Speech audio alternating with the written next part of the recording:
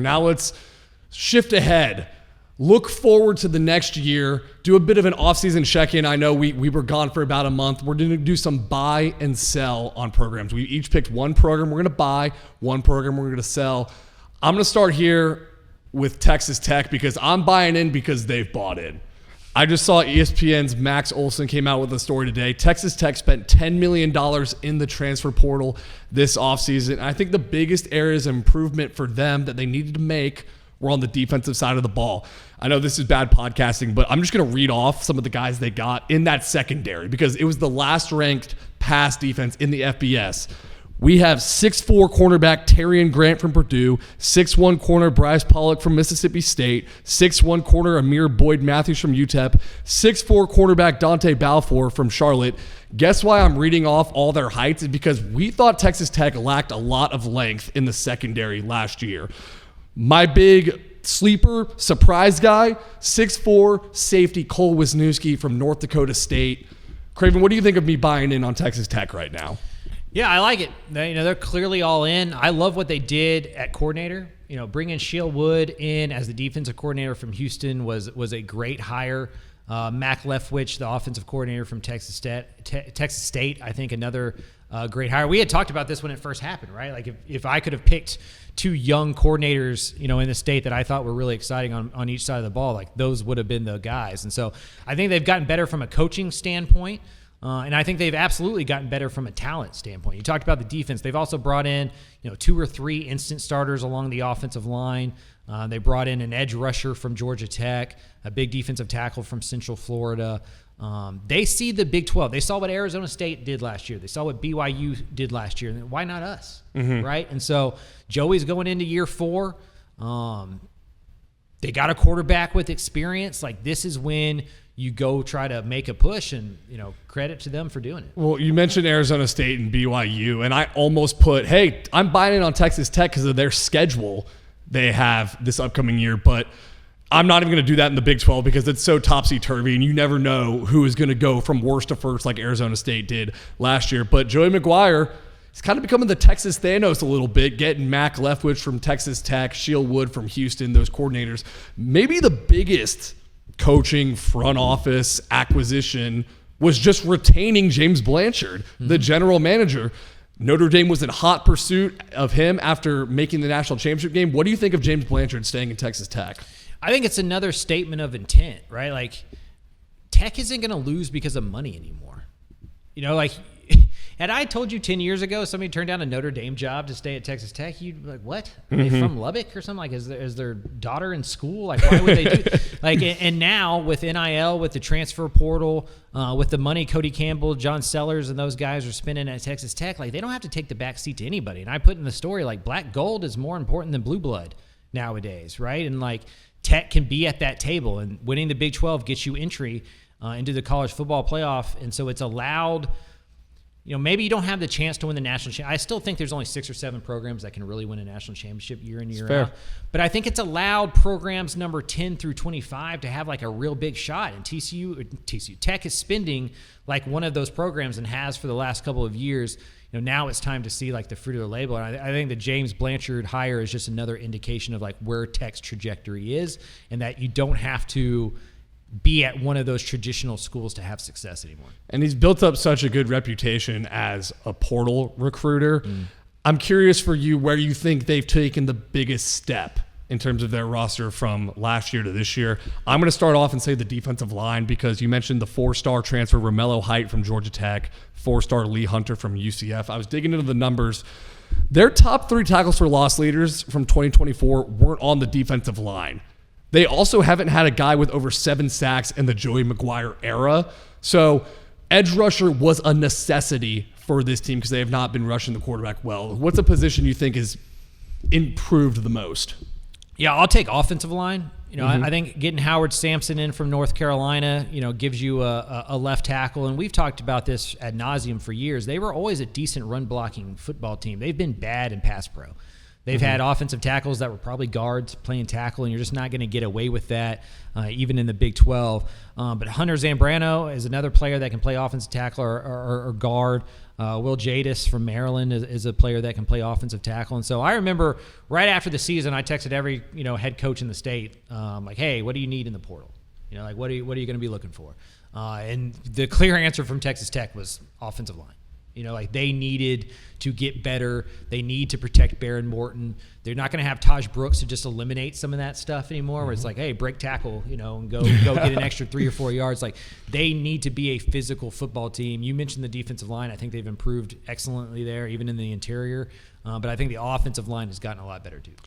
What's your opinion of Baron Morton coming back this year at QB? I think, judging from the office, I'm probably lower on him than a lot of people. Like Greg Powers says, our recruiting analyst, whose football opinion I trust wholeheartedly, he might be a sneaky first-round draft pick next year. He's got that upside, that arm strength. I've always kind of seen him as, and I don't say this is an insult, a game manager. But sometimes, like in the Colorado game, I say there isn't that next step where you need your quarterback to go win you that football game. Not saying this year he can't take that step, but what are your thoughts on Baron Morton coming back? I'm probably more in line with you. I don't know if I see Baron Morton as a first-round draft pick, second-round draft pick, one of those guys that's going to go like win you the Big 12 because he's just that guy. I think everything around him has to go well, and he's kind of more of a bus driver type. But that's 98% of quarterbacks in college football. Like, there's not many of those guys that can go like win you by themselves in the margins, just throw you to championships. If Quentin Joyner and the running back room, Cam Dickey, can continue to run the football, like they're going to take a step back running the ball just because they don't have Taj Brooks anymore. But if Baron Morton in the passing game can take an equal amount step forward, like offensively, I'm fine with Tech. Will Hammond's a great backup. Like I think offensively, I don't worry about Tech. It's going to be what that defense is, specifically the unit you talked about at the very beginning, and that's the secondary. If we look back and Tech doesn't reach their ceiling and doesn't compete for a Big 12 championship, it'll be because they busted on their secondary additions. But I know there is a quarterback who you believe could lead his team to a Big 12 title just on his shoulders, and that's going to tee you up for your bye. Yeah, by the time you're listening to this podcast, I may or may not have a column out on it. I think Baylor's going to be really good, man. You're all in on the Baylor Bears. I have red-pilled myself into like really, because every year I've been here, there's been a team that's kind of come out of virtual nowhere to go do something big. It was Baylor in 21. It was TCU in 22. Probably SMU obviously last year. Texas, we kind of expect Texas to be good. I think this year's version of that could be Baylor. They won their last 6 regular season games last year. Both coordinators are back, and that includes Dave Aranda calling plays defensively. Sawyer Robertson at quarterback, Bryson Washington at running back, Josh Cameron at wide receiver. Find me a better trio. Like, that is like one of the top, and they have Ashton Hawkins coming back. They've had a couple other pieces offensively. 4 of their 5 offensive linemen that were starting come back, and the guy that's going to replace Barrington at left tackle has started 10 games before in his career. Like, offensively, year 2 with Jake Spavital, like offensively, Baylor is going to look incredible. If they can just be good on defense, like solid to above average on defense, and they've used a lot of their money to kind of add on the defensive side of the ball. Like, I think Baylor is a legit contender for the Big 12. And here's the thing, on defensive side, I'm going to bet on Dave Aranda all the time. The thing I'm curious for him in year 2, though, is does he find a balance between being the head coach and being the defensive coordinator? Because I don't think he found it ever in 2024. The ESPN sideline reporters were talking about him drinking 7 cups of coffee a day and sleeping 3 hours a night. What do you think about their personnel on defense? Do you think it's better personnel to get what he wants to do done on defense? And specifically, I'm looking at the passing defense. Oregon safety Tyler Turner coming over. Northwestern safety Devin Turner, Frisco Lone Star alum, I think should be an instant starter. Caden Jenkins, maybe a bit of a bounce back here. He was a freshman All-American. What do you think about the personnel on defense? Yeah, Calvin Simpson-Hunt from Oregon's probably going to start opposite of Jenkins at corner. I really like their nickelback, Carl Williams. When he's healthy, he's been a really good football player. Their safeties have a ton of experience. The biggest question I have, they added the Conference USA Defensive Player of the Year at linebacker to start next to Keaton Thomas, who I think is the most underrated defensive player in the state. Like Keaton Thomas is going to play 10 years in the NFL. He is absolutely. When Gary Patterson's like, that dude's going to have a long NFL career at linebacker, like he's going to have a long career at linebacker. It's edge. Steve Linton, like the producers of edge last year are gone for Baylor. They brought in a Tulane transfer. They've kind of gone in the transfer portal to figure that out. They're going to have to, like, if you tell me the edge production is good, I think Baylor's going to be the Big 12 champion because, and that's something that Dave's usually pretty good at, is like creating pressure when there's not. And so if they can get better at getting after the quarterback and the secondary hits, I'm really high on Baylor. Even just talking about him right now, I can see the excitement in your eyes. I'm just like, I really think Baylor has a chance to be an excellent football team this year. Keaton Thomas led the team with 114 tackles, 7 tackles for loss. So you're on record as contending for the Big 12, and also Keaton Thomas plays 10 years in the NFL. Can we book it right here? Yeah, I'm already in sweats over first team All-State linebacker, because we have Anthony Hill, Torian York, Jacob Rodriguez, and Keaton Thomas. Oh, it's such a loaded year for linebackers. Back. And it's like, I got to leave one of those off into the second team. And Torian York, based off last year, would probably be the one that goes to second team. And the idea of putting Torian York as a second team All-State linebacker just doesn't make me feel good. He's going to print that out and put it on his ceiling and do sit-ups in front of it. 100%. Speaking of Torian York, here's some more bulletin board material for you. Who are you selling? I'm selling A&M, and I'm not selling A&M and Mike Elko in the long term. I think year 3, year 4 of Mike Elko could be great. I think that they start competing for SEC championships. Like I'm in on the Mike Elko tenure. I have always thought year 2 would be harder than year 1. There is Marcel Reed truly an elite quarterback that can go win you real SEC games. I had that written down. We don't know. But my fear is the defensive side of the ball, and this is weird saying this about a Mike Elko team. You're just not going to be better on the edges than you were last year. You're not going to lose Shamar Stewart, and you're not going to lose Nick Scorton and then be better defensively. That secondary really struggled. I mean, he ended the year being like, why can't we play zone? You know, like, and they've done some stuff in the coaching staff to fix that. But this is maybe a bigger conversation, but quietly the transfer portal isn't as talented as it was last year. There aren't Nick Scortons and Des Ricks and Will Lees in the transfer portal now. With revenue sharing, most of the teams around the country have been able to keep their best players. And so I don't know how they improve personnel-wise enough on defense to go from 7-8 wins to 9-10 wins. Yeah, the headliner is cornerback Julian Humphrey from Georgia, who was basically benched and left the team before the college football playoffs. So a high upside guy, did play a lot at Georgia, but to your point, like there's not maybe a huge star out there. So what do you think about their returning guys? Do you want to have the Marcel Reed conversation right now? Okay, he passed for over 200 yards in 4 of the last 5 games. He was great against USC, their defense.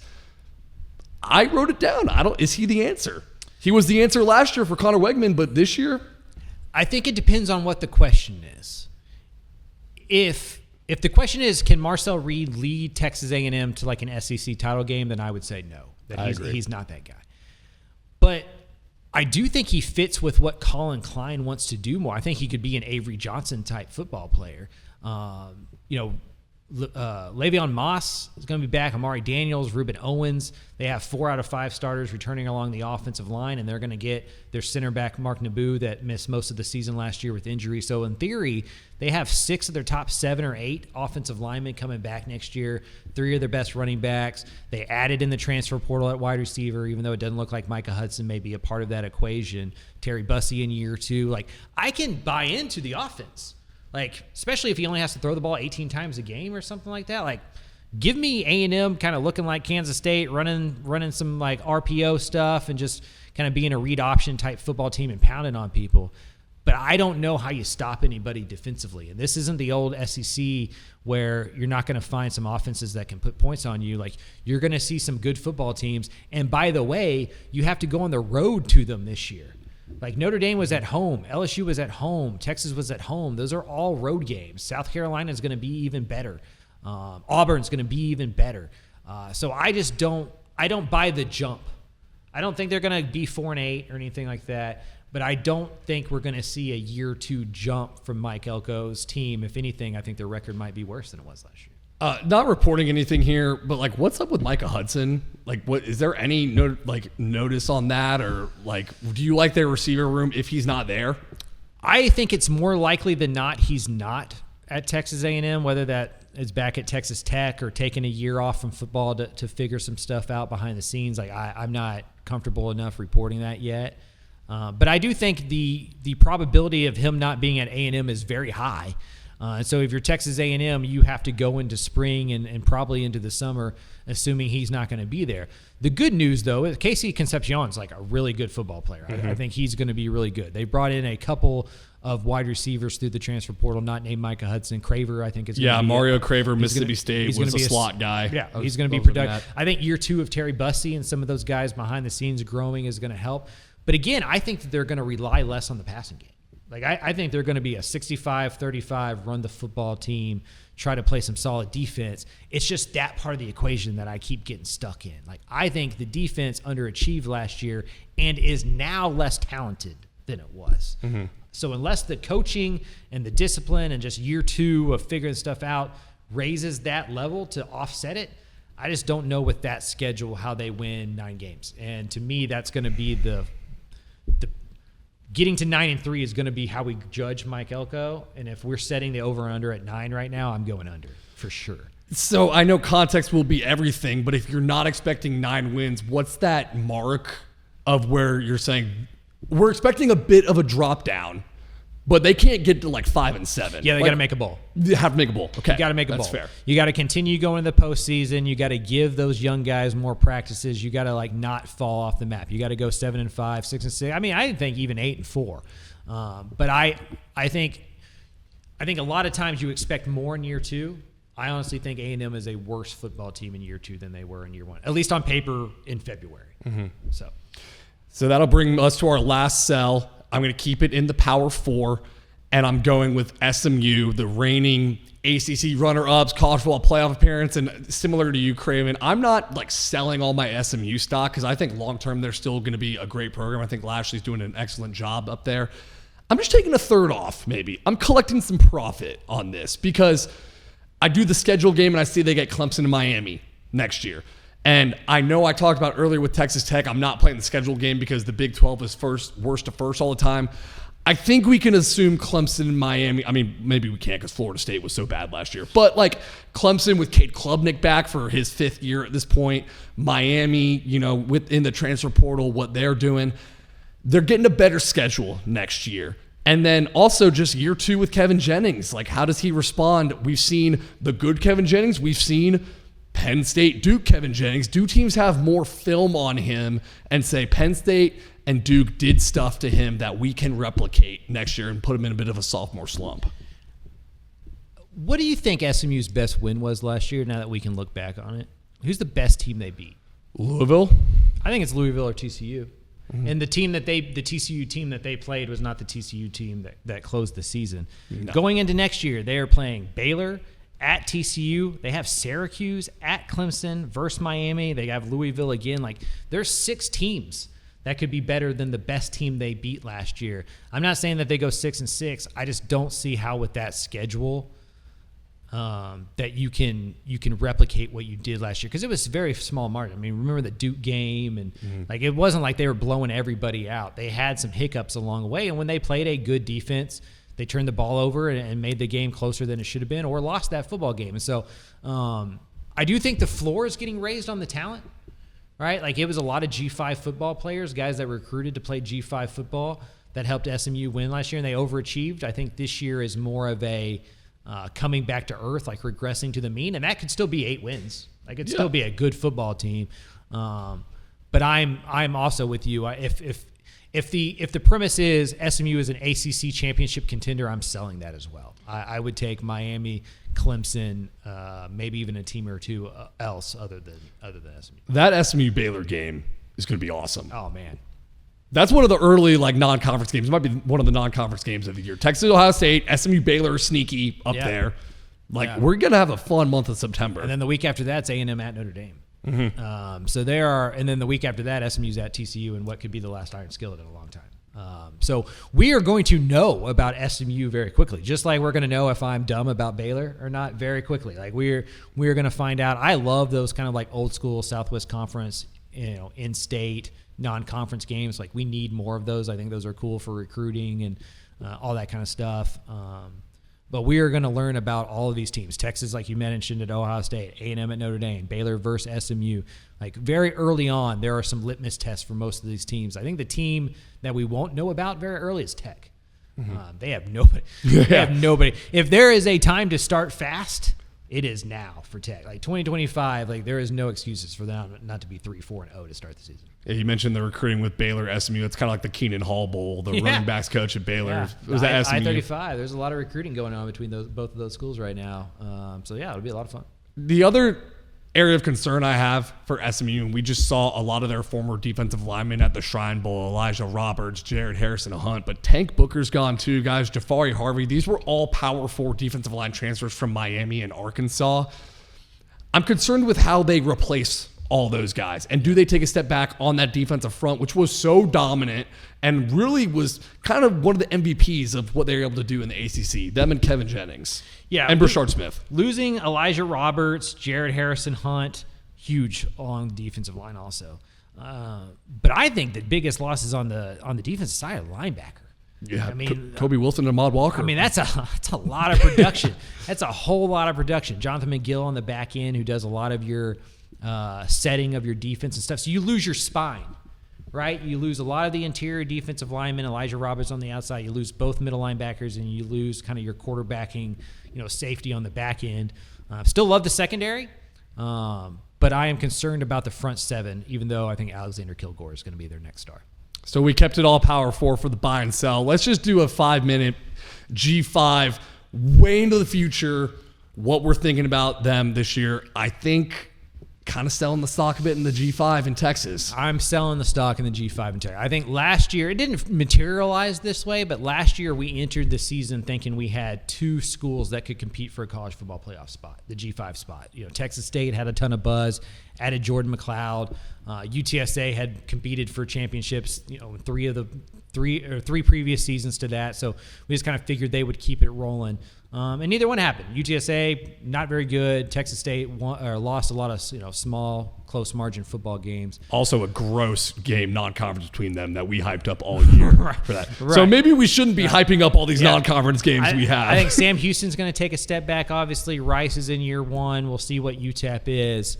My hot take in the G5 is I think at the end of the year next year, if I had to get on record in February, I think the best G5 program is going to be North Texas. I think I just heard a call somewhere. I think North Texas has, just because I trust the offense so much and I like the talent that they brought in along with Skylar Cassidy at defensive coordinator. UTSA feels like the easiest to trust just because of Owen McCown. Mm-hmm. Like at least they have a 3,000-yard passer, and at the G5 level, if you have a star, they're usually gone. Like I don't think that there is a single all-conference player at any of the G5 schools we cover that is back that had eligibility.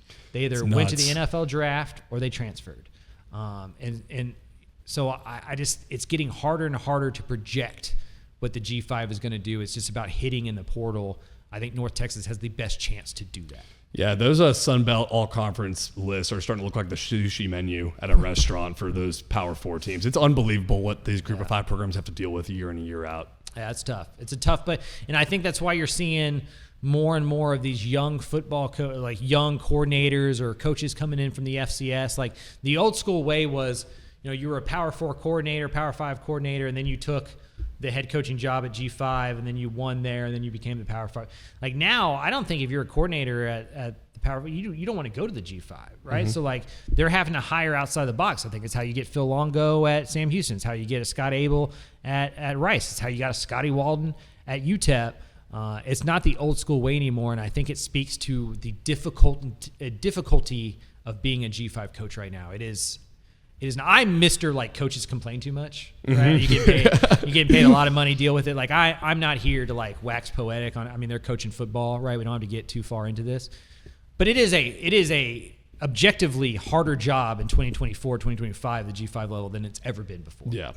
100%. So that is our kind of off-season check-in with a lot of these teams buying and selling stock. We'll check back in August and see how off we were. Always one of my favorite things to pull up some receipts and see how we did there. You can't do it last year. We crushed it last year. I've been looking back on that. Absolutely crushed it. Yeah, well, you crushed it. I was kind of like the driver on the Titanic that was like, I was so wrong on UTEP and Sam Houston, but like the weighted average was great because you got them all right. So I was like, woo! And like UTEP kind of underachieved a little bit. Sam Houston overachieved, so it ended up looking like it was pretty good. Yeah, when you do nothing on the group project and get an A, that was what I was. That was me forever. So it's nice to kind of be the other side of this thing. Yeah, hey, still counts. That's right.